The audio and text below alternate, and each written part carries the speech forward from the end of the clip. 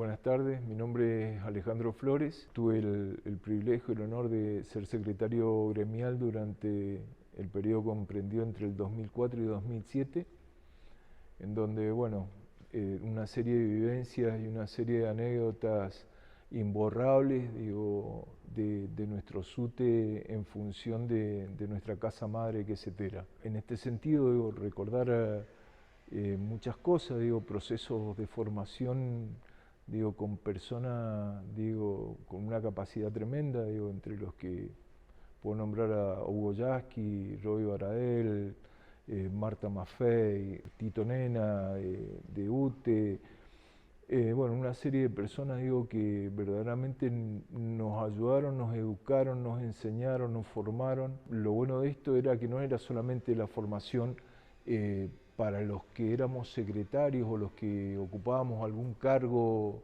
en el SUTE, era una formación donde también iban compañeros que estaban en las escuelas, compañeros delegados departamentales.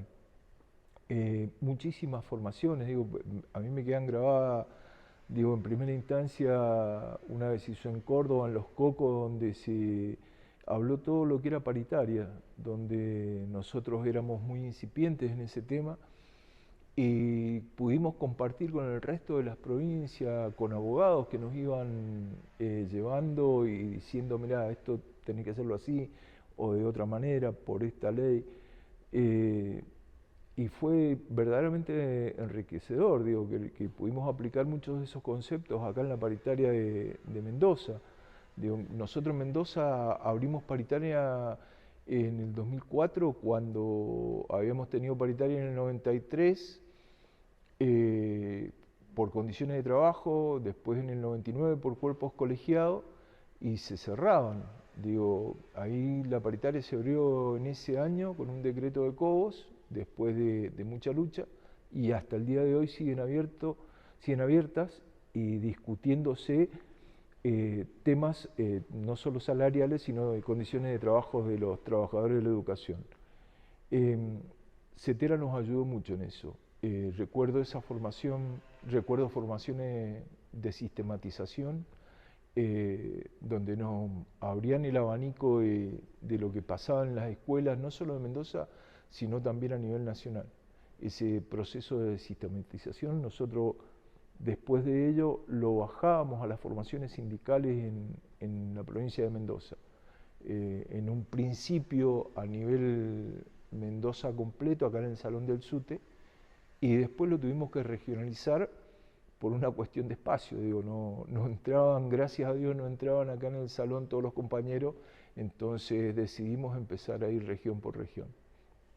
Todos esos procesos de formación, de los cuales te nombro dos nada más, fueron sumamente importantes para nosotros. Algunos teníamos mucha militancia, pero poca experiencia en la conducción, o cero experiencia en la conducción. Entonces, tener ese tipo de encuentros, hablar con gente, poder tener un problema acá en Mendoza y charlarlo y decir, bueno, a ver, ¿qué solución le podemos dar? Y por ahí no sabías si era la adecuada, y tener el teléfono abierto de Marta Maffei o de Hugo Yasky o de Roberto Baradel y decirle, mira, nos está pasando esto, o de Tito Nena o de alguno de los referentes a nivel nacional. Esas cosas no se pueden perder, porque esa es la base, es la base de todo sindicato.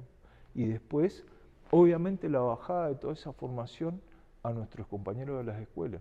Esos procesos de formación es lo que te forman los cuadros gremiales o los cuadros políticos.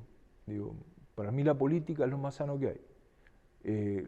Los corruptos son los políticos. La política es lo más sano que hay, y en este sentido, Cetera en sus procesos de formación, al menos en la época que yo estuve, fue muy generosa, fue muy bondadosa. Vivimos momentos con Cetera en estos 50 años, tremendo, recordar la suerte de haber podido ser ayunante en la Carpa Blanca, que marcó todo un hito en la Argentina, como así también la Marcha Blanca del 89. En lo particular, fue una experiencia inolvidable. verdaderamente ir a congresos de CETERA o a reuniones de formación en CETERA te ayudaba muchísimo, porque te ayuda a ver qué le pasa al otro compañero de otra provincia.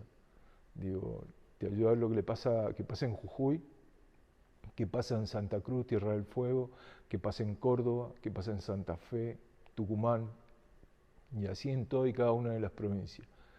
Ese tipo de cosas nunca se tienen que perder, porque fue lo que nos enseñó CETERA, digo, a través de su grandes dirigentes que ha tenido a lo largo de la historia, comenzando por Eduardo Requena, Isauro Arancibia, Marina Vilte, nuestro mendocino Marcos Garcetti. Son anécdotas y cosas de CETERA que no se pueden perder nunca.